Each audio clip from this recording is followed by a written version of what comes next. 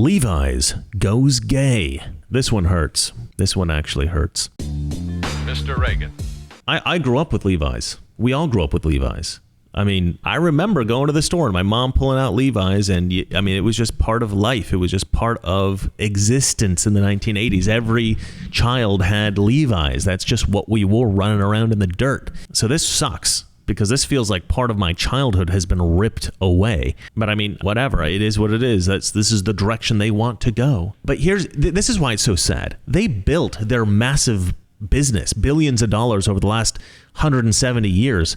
They built this business on farmers, on carpenters, on construction workers, mechanics, average, hardworking, mostly white, straight Americans with old-fashioned values. That is the kind of man who built Levi's into the company they are today. And now they are spitting in the faces of all of us with this crap. Now, they've got a Pride ad from 3 months ago that I'm going to show you guys, but there's also one that I saw posted on Twitter the other day from 3 years ago. So Levi's have been on this train for a while now, and these are some of the most aggressive LGBTQ plus videos I've seen from any company. All right, let's watch one in one moment. First, of course, I have to sell you something. Reign in wealth like King Charles with a gold IRA from Noble Gold Investments. Just as King Charles's magnificent gold crown symbolizes wealth and power, a gold IRA can fortify your own financial kingdom. Imagine the confidence that comes from a retirement backed by a tangible, proven asset, gold. An asset that's not at the mercy of unpredictable market swings. A crown may not be included, but isn't a future free of financial stress a worthy throne? Like royalty, enjoy the luxury of choice. Gold, silver, platinum, or palladium, the realm is yours to command. Fend off concerns about economic downturns and let your wealth thrive with the timeless security of precious metals. This month, the first solid 1/4 ounce gold standard bullion coin ever issued with Charles III's image can be yours with your own qualifying IRA or 401k rollover of $50,000 or higher. You can't go wrong with Noble Gold Investments. Call Noble Gold at 877-646-5347 to get started today, or visit noblegoldinvestments.com. That's noblegoldinvestments.com. Personal style is the most important thing. I feel a lot more freedom when I include more masculine elements into my style. I was always obsessed with the women in my life.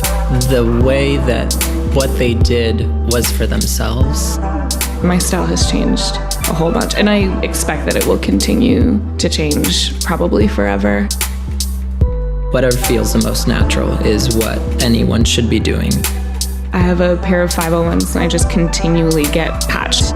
You can find a number to fit your body in the way that it is you want to be shown. It's an amazing time to be able to express yourself in a very personal style. It's a time where we're all really free to express ourselves how we want to. I find this abhorrent. Why? Why is LGBTQ plus even celebrated at all? I understand why many Americans used to advocate tolerance. You didn't want gay men getting beaten up or maybe even killed just for being gay. I understand that impulse. And I will add, however, that gay men being murdered for being gay was never really a serious concern in America. If you look up the most famous case, the case of Matthew Shepard, the case that kicked off the massive pro-LGBTQ movement in the 1990s, that guy was not even killed because he was gay. That was something the media said, but that was never actually true. It was a situation over drugs. But in any case, the media effectively used that case and twisted it in order to garner sympathy for the LGBTQ movement, and they got that sympathy. And I understand that sympathy. I do. I don't want to see weak people bullied, beaten up, or killed. And that's the natural state of a sympathetic human being. However, why are we now in 2023 constantly celebrating this? If a man cheats on his wife with a younger, more attractive woman, nobody celebrates it. You know why? Because that man is a horrible piece of crap who has deeply hurt his wife. But if a man comes out as gay and he leaves his family and starts partying in West Hollywood, well, that's considered some kind of amazing thing. Good for you, they say. You're so brave, they say. Meanwhile, his son has become sexually confused and his daughter is hooked on meth. What they claim, of course, is that the gay dude coming out as gay is living his truth, or he's finally accepting who he really is. But isn't the guy who cheats on his wife with a younger, more beautiful woman also just living his truth? Isn't that who he really is deep down, an adulterer? Why isn't Levi's and Bud Light and Target and North Face, why aren't they all coming out as supporters of adultery? We at Levi's support the adultery community, and we want to celebrate you on Adultery Pride Month. You want to celebrate sexually aberrant behavior as a mainstream American company. Really.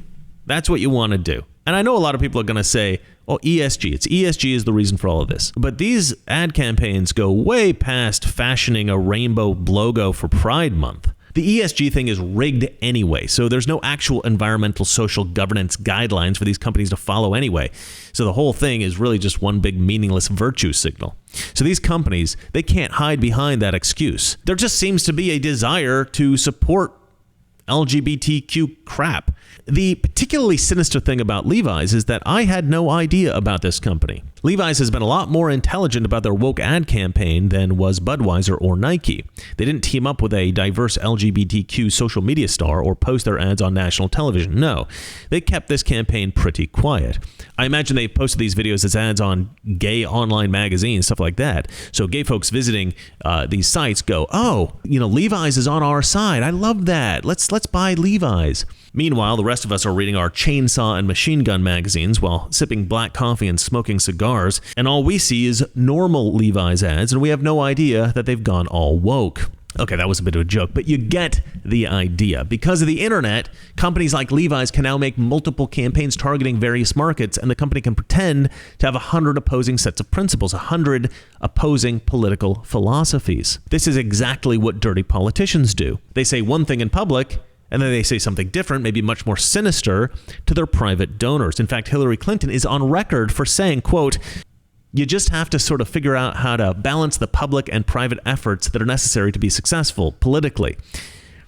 And that's not just a comment about today. Politics is like sausage being made. It's unsavory. It always has been that way.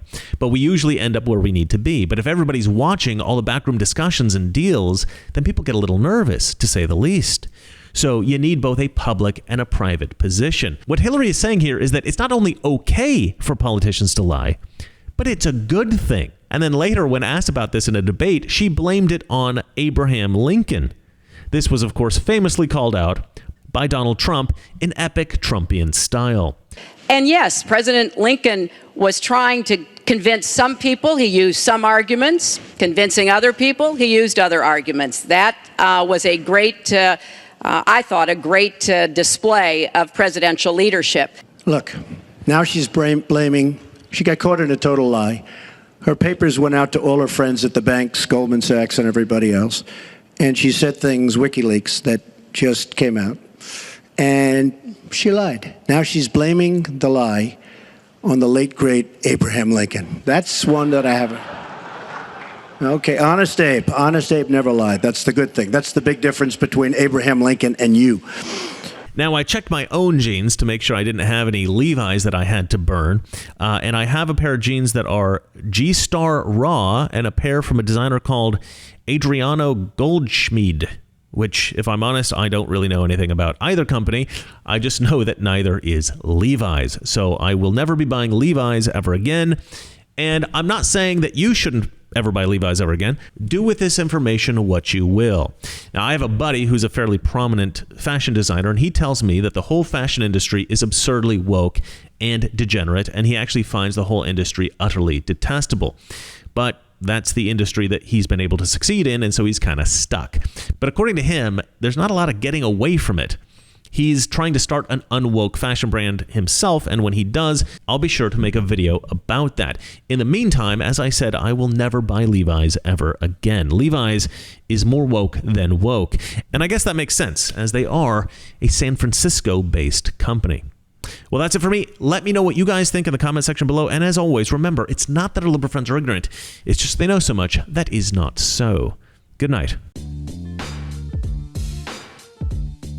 President Washington began this tradition in 1790 after reminding the nation that the destiny of self-government is finally staked on the experiment entrusted to the hands of the American people.